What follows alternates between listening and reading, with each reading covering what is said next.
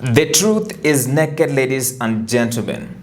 President William Ruto must be begging Raila Amolo Odinga to secure a second term in 2027. I want us to listen to this short clip before we proceed. In 2027, Raila will be out of this bread-based thing.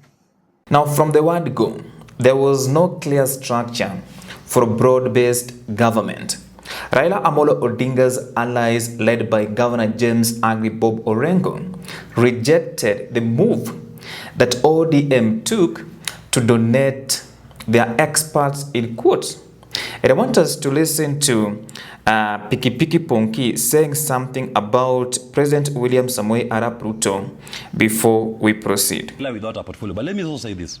One thing about William Ruto and Raila Odinga in this arrangement is this. Who decampaigned Raila Odinga first to all the African heads of states? When Raila was the AU Special Envoy on Infrastructure, one of the first things William Ruto did was to write to the AU to demand that Raila Odinga be removed as the Special Envoy of the AU on Infrastructure. And the AU removed him. Raila actually had to stand down as the Special Envoy of the AU. Now, you wrote to the same body, to the same presidents, telling them this man is destabilizing my country. Then now you go back to them and ask them, can you please make this man the chairman of the same commission? I mean, it's ridiculous. Okay. Tell us, what is the future? Now that is Piki Piki Ponki trying to explain why Raila Amolo Odinga lost. The reason why I was telling you that President William Samoei Arap Ruto is begging Raila Amolo Odinga to secure a second term in 2027. And I want us to listen to what Charles Owino is saying in this clip. William Ruto would also want to get a second term. He must, in politics, you put your interest first. Yeah. Then you put the interests of the people, because even in case of an accident, whether it is air accident, whether it is water accident, you are always taken to make sure you are safe. Consider your safety, then take the safety of the next person. Okay. I know you may not like it, but we are living with realities. Even in politics, now that majority of the people... Now that you brought up the issue of whether President William Ruto was looking for a second term and that was his interest, let's bring up one of the things. No, I'm not saying that was his interest. I'm saying... Now that is the truth of the matter. The interest that President William Ruto is having right now is how he can secure a second term in 2027. We all know that the mountain is gone. He is now begging Raila Amolo Odinga, hoping to inherit his rich constituency. I'm talking about the Luo Nyanza, Western and Coast. But the reality on the ground, those people are not waiting for Raila Amolo Odinga. In fact, the events of 25th June 2024 changed everything. The Gen Z are not speaking the same language as President William Ruto and Raila Amolo Odinga.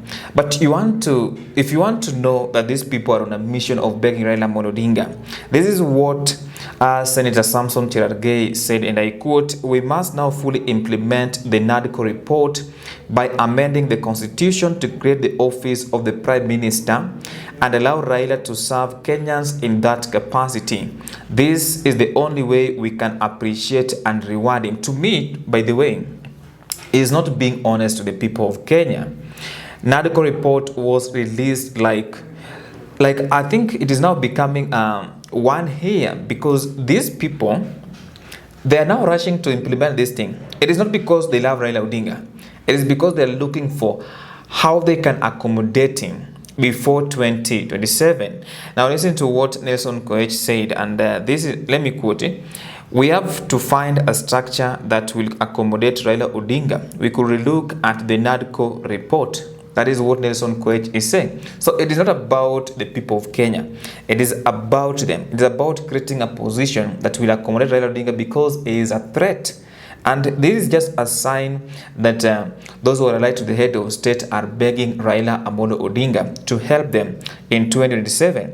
He's saying this, and I quote, "Raila is coming back home. What will he be doing with his energy, experience, and wisdom? I think as Kenya Kwanza, we should accommodate that experience and the counsel that he will give us. It will help in bettering our country." These people never supported Raila Amolo Odinga in 2022, and right now they need him. That is what they are trying to tell us. By this message is, I think, It is directed to Raila Odinga supporters just to show or to create an image that there is a good relationship between the head of state and the president and Raila Amolo Odinga, the former prime minister of the Republic of Kenya. But what shocked them is this message from Robert Mbuyi, and I quote, "I want to tell Kenya Kwanza that Raila is bigger than local politics," and that is true. Raila is bigger than local politics. I don't think he can play small politics and take up offices within Kenya Kwanza. The only thing he can do is probably run for office as president in 2027, end of quote.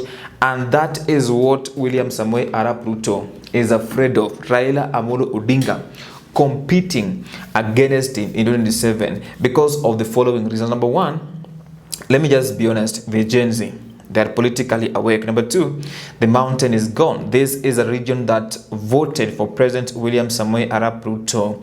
And in fact, they rejected their own son. They rejected the candidate that Uhuru Kenyatta was presenting to them, voted for William Ruto. Rigathi Gachagua is also playing a big role in Mount Kenya region, the campaigning William Samoei Arap Ruto in that region. And that means William Ruto as a person, if Raila Odinga is running, where will he get votes? Is it Rift Valley? That is not enough to propel him back to State House. That is the reality on the ground. So he is a man who must beg Raila Amolo Odinga to secure a second term in 2027. I don't know what you think. You can let me know what you think in the comments section.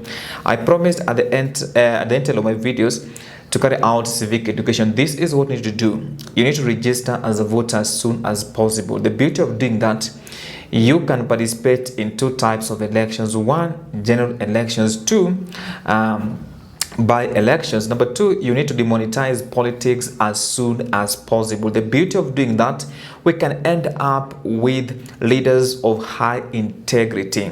Then lastly, vote for someone with a vision, someone who can come up with quality policies once elected in county assemblies, national assembly, senate, and even at the executive. Bye for now. I will see you in the next video.